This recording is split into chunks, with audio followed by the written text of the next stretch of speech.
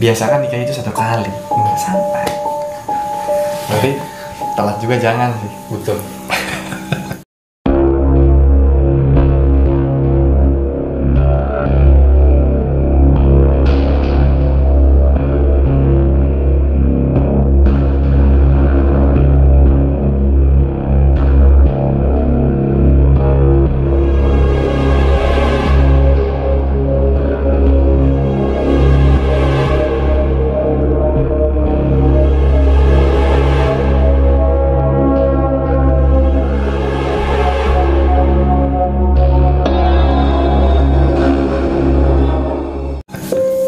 Nah, yang ini kan apa ya, dari tadi kan kelihatan tuh apa ya, rambutnya panjang. Oh enggak sih, gini udah pendek. Udah pendek ya. Udah pendek segini. Dan katanya pelatih Paskibra. Nah, Kang, ini awal menjadi seorang anggota Paskibra dan awal melatihnya itu seperti apa nih, Kang? Dan ya nggak kelihatan orang Paskibranya kan gitu kan. Nah itu Iya, itu kan banyak yang ditanyakan. banyak yang ngomong, bro lu tuh nggak ada muka-muka Paskibra. Nah, itu.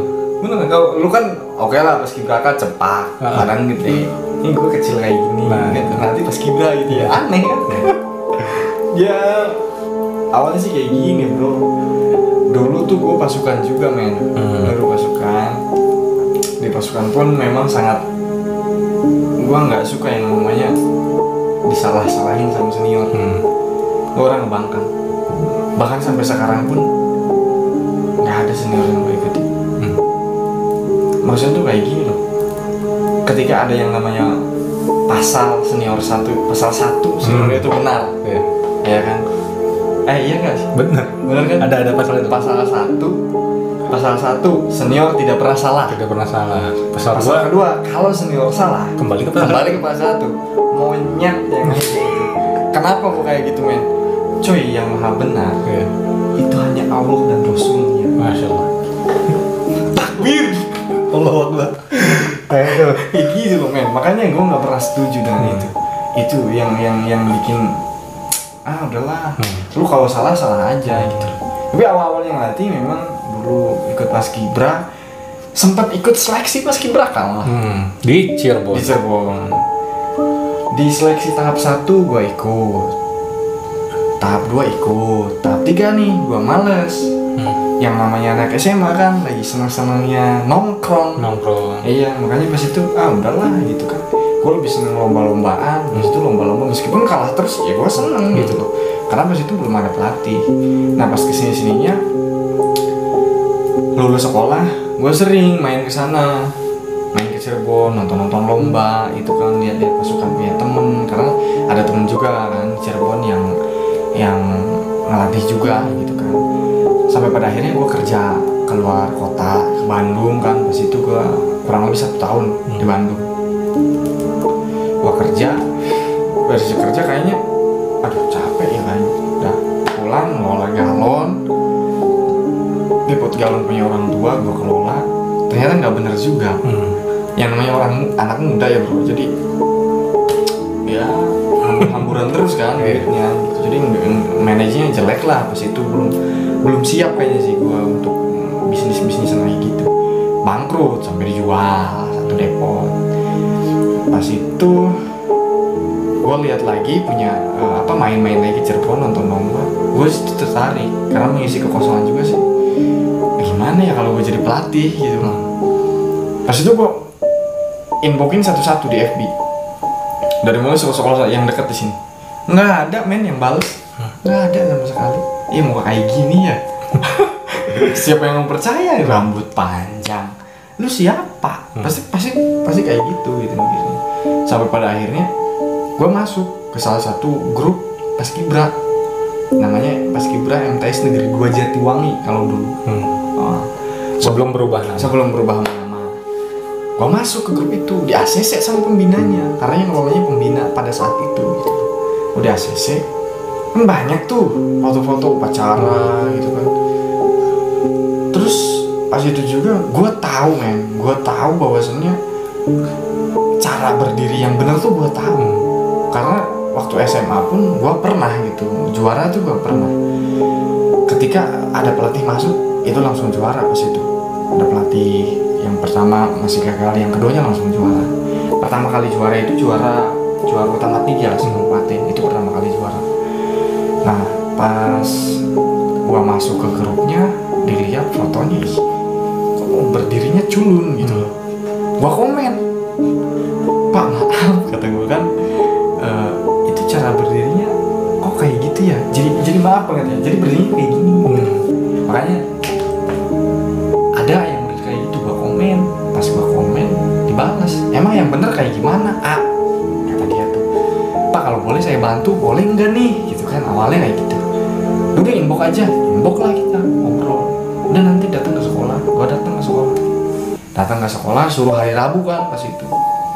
Hari Rabu ternyata nggak jadi, suruh hari Jumat.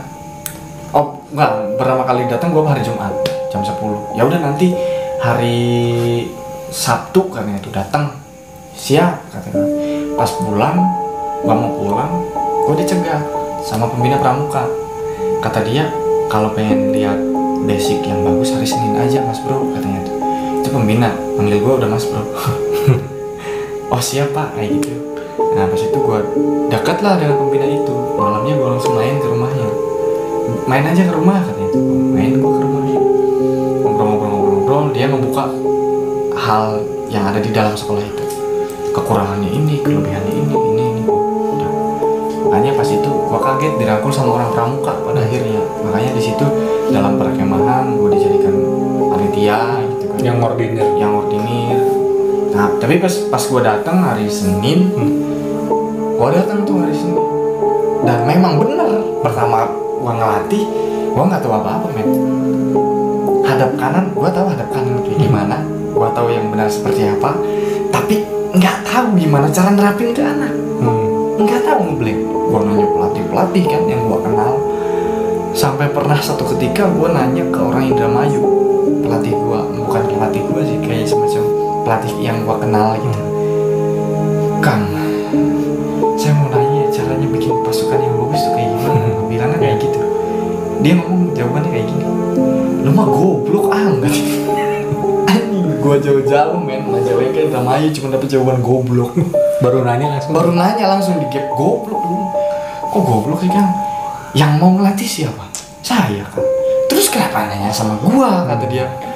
Aduh, iya juga kata gue. Udah, pada akhirnya dia bilang nanti juga akan ketemu. Intinya di awal lu belajar gimana caranya menyampaikan ke anak. Di situ gue belajar terus. Dan ya, gue belajar terus. Sampai pertama kali datang ke situ gue ditodong harga sama kepala sekolah. Minta gaji berapa di sini? Kan bingung men, gue nggak bisa apa-apa.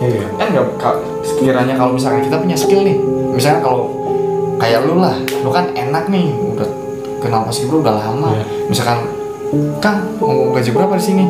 Pak saya kemarin di sini segini, kan enak ada patokan. Aku di situ nggak tahu, bahkan pertama banget, makanya ya udahlah buat ngerokok aja pas itu. Ya udah itu, memang benar-benar buat rokok. Tahun berapa berarti Kang pertama kali Kang terjun ke dunia baris? Tahun 2016 bulan 9. Bulan 9 itu gue bener-bener nyubi banget. Nggak tahu, pasukan pun waduh kacau. Tapi pertama kali lomba di Talaga tuh, inget gak sih? Iya. Braga. Yang juara umumnya goyang dumang gitu. Iya kan? Iya. Nah, itu pertama kali lomba, juara madya. Pertama bawa pasukan. Juara madya 3 ke 9. Nah semakin perjalanan semakin ayo kesini ketemu lagi gitu. Sampai kita kenal kan di BPI pas itu. Lu kan kayak gini berarti siapa? Masih sombong. Iya masih sombong. Nggak nyengir dia, manyun bawaannya kayak gitu. Sampai akhirnya ya puncak mungkin 2018 sih puncaknya. Iya kemarin ya. 18-20 terakhir 18-19 kan sebelum corona tuh. Iya sebelum corona. Kalau yang terakhir di situ kan itu 2020 kalau itu ya, kalau di sini. Iya gitu. Iya. 2020 kemarin. Yang kita doang nih berdua di atas. saingan banget anjingnya. Iya. Gimana? Nggak pada ikut sih. Nggak pada ikut. Padahal rame lombanya. Jadi di atasnya tuh ada botol, ada benang panjang. Jadi lomba tuh kita kamera nggak fokus. Iya. Jadi rame banget. Niat gitu ya, niat. Itu lomba terniat dan bagus banget. Dan pesertanya Easy. enggak. Itu karena baru pertama kali. Jadi nggak apa namanya itu, nggak banyak yang datangnya. Ya masih untung bro segitu yang datang nih gara-gara lihat nama gua kali ya pada datang. Soalnya ada main peserta yang kayak gitu. Kalau udah akan gua nggak bakal datang kan.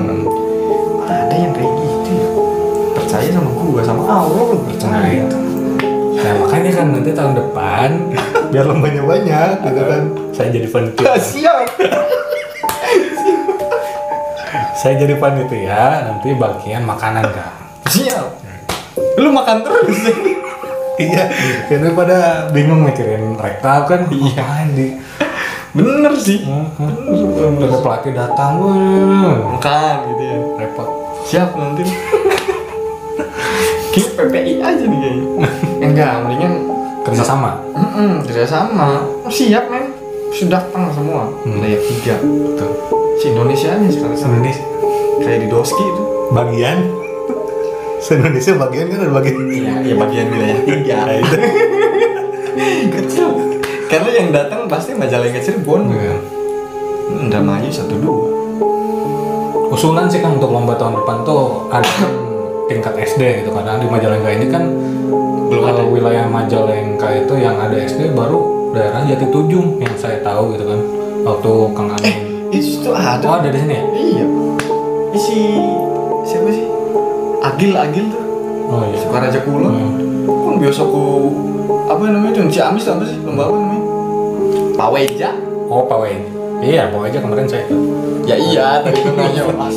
Ramon ini pelatih linggung. Nggak maksudnya kan di Majalengka itu banyak SD nih Kang yang memang belum tahu paskibra dan cuma satu sih Kang SD 4 kalau nggak salah SD 4 SD 5 Majalengka Oh ada. ada paskibra cuman yang lainnya belum ada ya. Ya memang butuh ini dulu kalau menurut gue sih butuh kayak pengenalan dulu bro. iya Kalau misalnya kita udah pengenalan nih, ada nih eventnya, jadi SD ini sama SD ini nantinya gengsi gitu loh. Jangan sampai nih kalau yang ini yang nggak punya nih, ayo kita bikin juga. Nanti kan kayak gitu kalau udah penyeluhan gitu. Bagusnya sih kayak gitu, karena memang di SD jarang kan, jarang Betul. banget ada paskibra. dan lebih bagus lagi nih Kang kalau misalkan eskul paskibra itu dijadikan eskul wajib bener nggak? Bisa jadi, tapi susah bro. Susah udah diajuin, dengar sih kali udah diajuin, memang susah. Kenapa jadinya malah pramuka gitu ya? Sekolah wajib ya. Di kurikulum berapa sih? 2000 Masuk kan ekskul wajib kan, wajib pramuka. Karena memang aspeknya udah komplit gitu loh. iya Kalau paskibra kan nggak bisa karena memang aspeknya terlalu sedikit. Jadi ini paskibra nih bahkan paskibra itu bagian dari pramuka. iya betul Yang dipelajari di paskibra dipelajari di pramuka. Tapi bahkan nih yang dipelajari di PMR dipelajari juga di pramuka. Betul. Kayak P3K kesehatan dan sebagainya. Yang dipelajari di organisasi keislaman ada juga di pramuka. Makanya pramuka masuk kurikulum, pas itu masuk kurikulum gitu, wajib pramuka. Enaknya sih iya paskibra gitu sih. Ya biar nggak ketinggalan. Majalengka ya Jalan ketinggalan banget masalahnya lu. belum tahu Iya, belum tahu. Karena apa? karena apa? Karena ketidaktahuan. Karena ketidaktahuan Iya. Kok ya bosen loh bro? kurang sosialisasi ya kan? Iya. Ini gimana sih pas kibrakannya gimana? Tuh. Nah kan, Kang ini kan tadi seorang pelatih, ya kan, seorang anggota Paskibra juga. Pesan-pesan nih Kang untuk teman-teman di rumah, khususnya anggota Paskibra sekolah zaman sekarang. Zaman sekarang maksudnya, kadang lagi corona nih Kang. Sikap kita ini harus seperti apa Kang? Ya kalau menurut gue sih ikutilah aturan anjuran pemerintah, kayak semacam menjaga kesehatan. Kan ada tukang yang latihan.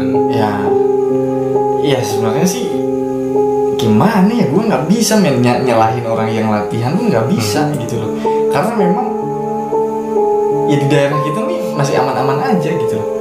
Kalau misalkan ya gimana ya, yang penting kalau bingung juga sih, kayak kemarin demo juga lebih dari berapa ribu orang men, aman-aman aja gitu kan. Makanya tetap sih ikuti protokol pemerintah gitu kan, anjuran pemerintah kesehatan tetap dijaga lah.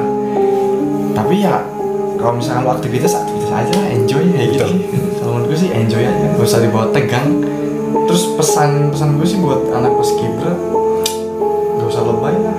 Itu gak usah lebay kayak apa ya, gue sering banget gitu men, kayak lihat pengibaran di sekolah, beres pengibaran nih, joget-joget TikTok gitu. Men di Cirebon ya, setahu gue nih di Cirebon, orang ketika menggunakan PDU, pakaian dinas upacara, sakral banget men. Nah, dipakai jongkok aja itu nggak boleh. Ini pakai jingkrak-jingkrakan gitu loh, joget-joget TikTok. Gue kadang-kadang, aduh anjing, nggak nghormatin gitu loh. Men mungkin bahasa gue nih udah keluar dari jalur lah, kalau dari orang yang mendidik sih udah keluar. Tapi seenggaknya lu tahu lah menempatkan sesuatu itu harus pada tempatnya bro, kayak gitu. Misalkan nih konten lu horor nih, ya udah gitu loh, kita bahas horor. Atau misalkan bahasa gue nih dijaga, benar-benar dijaga banget. Gue nggak sebrutal di channel gue gitu loh, kayak gitu. yang ingin tahu Kang Aan sebenarnya kan ada di channel Tuyul dan Ribon. Tapi yang baper tuh jangan sampai kan. Jangan sampai pak, kalau yang baper datang. Serius, kalau yang baper datang udah dislike pasti mendarat. Dislike. Gimana ya? Iya. Soalnya, aduh. Karena gue tidak ada yang namanya drama di depan kamera. Iya. Kalau gue kayak gini ya udah, gue kayak gini gitu loh men. Jadi orang itu nggak kaget. Si pelatih paskibra ini kayak gini banget sih. Ya bodo amat gitu. Persetan orang mau menganggap gue apa gitu. Soalnya gue pernah mengikuti kata orang A, bro lu harus A, gue ikutin. Bro harus B, gitu, ikutin. Ketika gue ngikut A, B yang marah. Ketika gue ngikut B, A-nya yang marah. Iya. Makanya bodo amat lu mau ngomong apa, ini gue kayak gini. Naik juga gitu. Betul. Naik juga view kan, naik juga gitu. 6.000 subscriber, coba bayangin ya. Tuh, wah, luar biasa. Dulunya culun banget men masalahnya. Iya. Nah, Kang, tadi kan udah untuk teman-teman anggota Paskibra se-Kabupaten Majalengka khususnya ya. Sekarang pesan-pesan buat teman-teman misterius di rumah.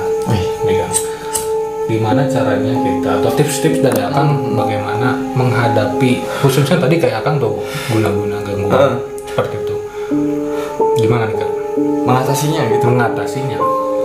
Sebenarnya sih beda orang beda-beda sih men. Kalau menurut gue sih, jadi tergantung keyakinan lu dulu gitu loh.